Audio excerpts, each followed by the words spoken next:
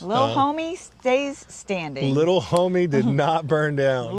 Logging off to explore.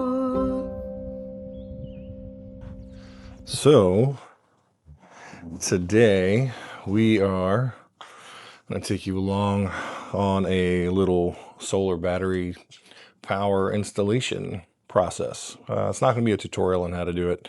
I am in no way, shape, or form qualified to give you guidance on how to build something, but I am going to show you kind of what we did as far as getting battery selection, inverter, really just kind of the overall power setup based on our needs. Obviously, YouTube University, there's a ton of information out there, and then you've got other websites out there like Van Life and other sites that'll go through and give you full breakdowns of like solar panels and inverters and DC to DC chargers, your MPPT controllers, basically everything.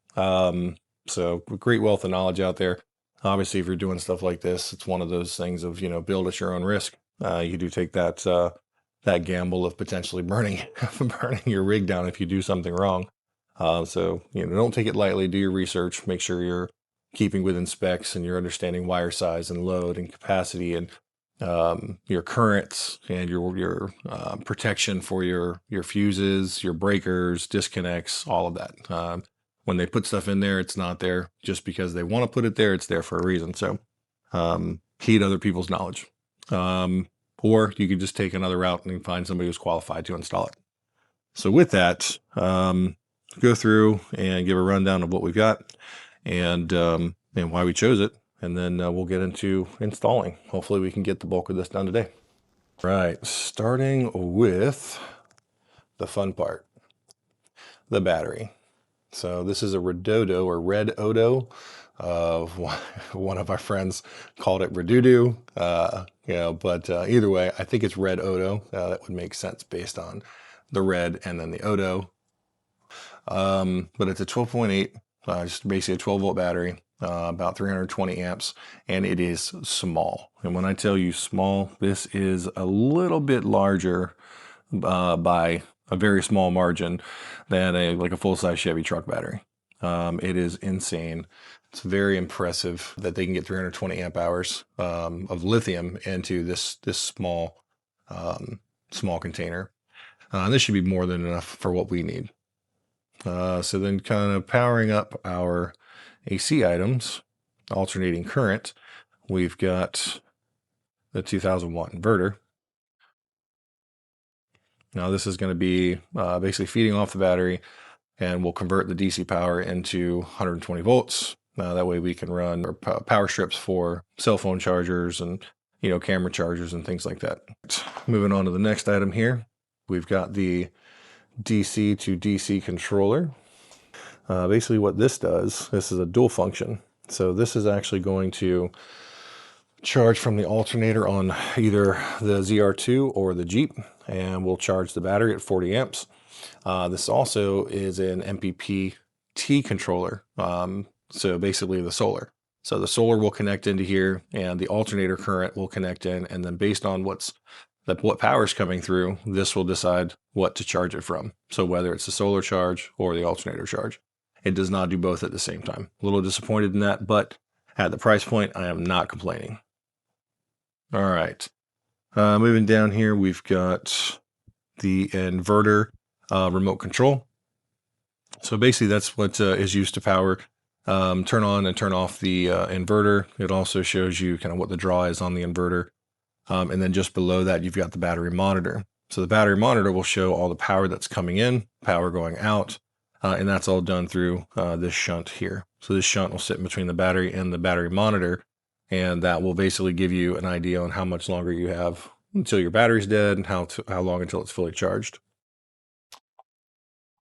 Then to accompany all of that, we are changing out our current controller for this Mictuning wireless controller. So we're going from six switches to a considerable number more. I believe we've got 12. So we're going to be doubling our capacity to put things on our camper, which will probably only end up using about 8 to 10. We are adding a few new power switches on here so we can control bathroom lights and awning lights through some ports that we're going to put on the outside of the camper, and maybe a few other items, maybe another power for the diesel heater, so we don't have to run separate power for that. So I think we're ready. I think we've got what we need. The only thing we don't have right now is a shore power charger, but I figure we'll get that later. My main thing I didn't want to do right now was drill any unnecessary holes into the box. So I did that on our last box, and eventually the seals will fail and you'll get water in there, and then, man, it's just a nightmare. Speaking of nightmares, let's get into this.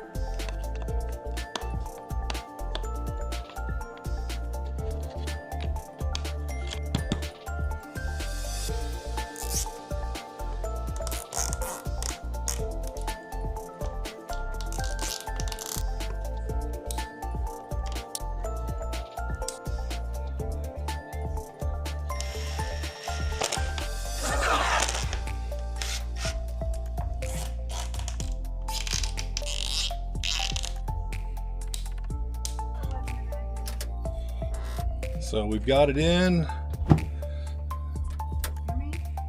pretty good. So now we just got to get everything, the battery in, get everything wired and terminated, and we'll give her a test. What do you think, babe? I'm excited. All right. It's great, but I know nothing about electronics. So I'm probably on day 3 or 4 at this point, and as you can see, I'm making progress, but it's just a mess. Risk and reward, right? So unfortunately, this was about 2 nights before we were supposed to go on our trip. But, you know, we do what we do. Let's see the finished product.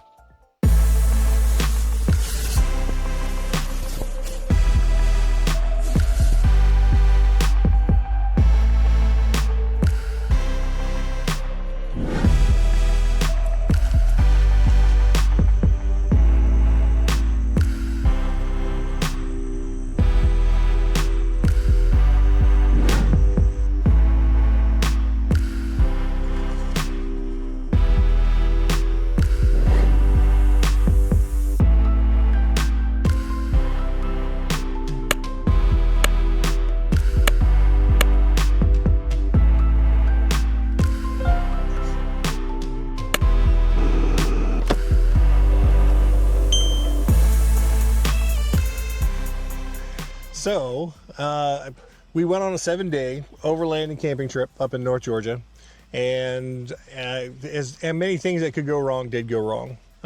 We ran out of water. We got a nail in our tire. I crashed the drone. The temperatures were below 10 degrees. I think it was like down to 4 degrees at one point. Our water froze, and we couldn't have coffee because the jet boil fuel was too cold to basically come through the burner. And that also meant that even if we pulled water directly from the creek that we were on, we weren't having any coffee. But even with all of that, I am happy to say that our battery system did not fail on us. Lil Homee stays standing. Lil Homee did not burn down. Lives another day. Lives another day to travel another day. So yeah, super happy about that.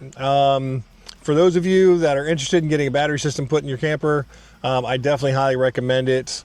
Just make sure you know what you're doing before you do it. I do have a bit of an electrical background, but even then it was still a little challenging. I had to do some research, be sure of what you're doing, and if you're not, just hire a professional, because the last thing you want to do is burn your camper down, especially when you're out in the middle of nowhere. So for sure. Yep. But we also carry 2 fire extinguishers with us, one in the truck and one in the Lil Homee. Oh yes, always, always. Safety first, safety first. So, but yeah, so that's it. So I went through all the components that we put in and kind of showed the wiring setup going to the DC-DC charger into the truck. You know, the controllers, the components, you know, it worked out really well. The Mictuning wireless controller was awesome. We were able to actually sit out here with the remote on our lap, and if we wanted to turn on the lights, we could turn the lights on, or the under lights, or if we wanted to turn the diesel heater on and get the camper warmed up before we got in, push of a button. It was pretty nice. It was very convenient. Yeah, very convenient. It was worth the stress of doing prior to going on our camping trip, and I'd do it again. So You definitely worth got it it. done. Just make sure that you don't accidentally misplace it. Oh, the controller? Yes. Yes, but you can buy the controller separately, so I'm assuming that that's because other people have lost their controllers. So, but yeah, but that's it. Hope you enjoyed the quick overview of installing a solar battery system into a camper. Thank you so much for joining us for this episode. From Steve with a V, we are Logging off.